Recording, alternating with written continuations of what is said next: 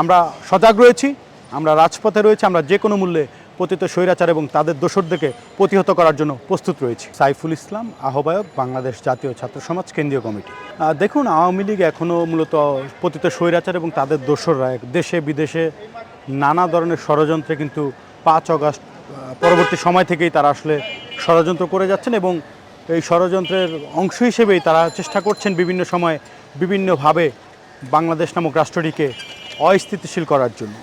তো তারা সেই ষড়যন্ত্র এখন পর্যন্ত করে যাচ্ছেন, কিন্তু আমরা যারা ফ্যাসিবাদ বিরোধী শক্তি রয়েছি, ফ্যাসিবাদের বিরুদ্ধে আমরা যারা সশরীরে লড়াই সংগ্রাম করেছি, আমরা তাদেরকে প্রতিহত করার জন্য আমাদের সর্বাত্মক প্রস্তুতি রয়েছে এবং আমরা যারা ফ্যাসিবাদ বিরোধী যে সকল রাজনৈতিক দল এবং ছাত্র সংগঠন রয়েছে, আমরা এখনও এক এবং ঐক্যবদ্ধ রয়েছি মূলত ফ্যাসিবাদের বিরুদ্ধে এবং তাদের বিরুদ্ধে আমরা 5 অগাস্ট পরবর্তী সময় থেকেই কিন্তু জিরো টলারেন্স নীতিতে রয়েছি এবং সেই ধারা আমাদের এখনও পর্যন্ত অব্যাহত রয়েছে।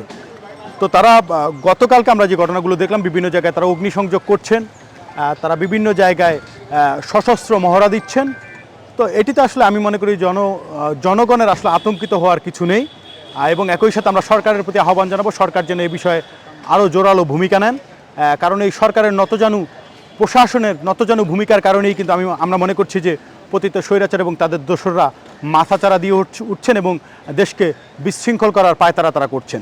তো সরকারের জোরালো ভূমিকা আমরা প্রত্যাশা করছি এবং একই সাথে আমরা সকল রাজনৈতিক মহলকে এ বিষয়ে আরও সোচ্চার হওয়ার আহ্বান জানাচ্ছি। আমরা সজাগ রয়েছি, আমরা রাজপথে রয়েছি, আমরা যে কোনো মূল্যে পতিত স্বৈরাচার এবং তাদের দোসরদেরকে প্রতিহত করার জন্য প্রস্তুত রয়েছি।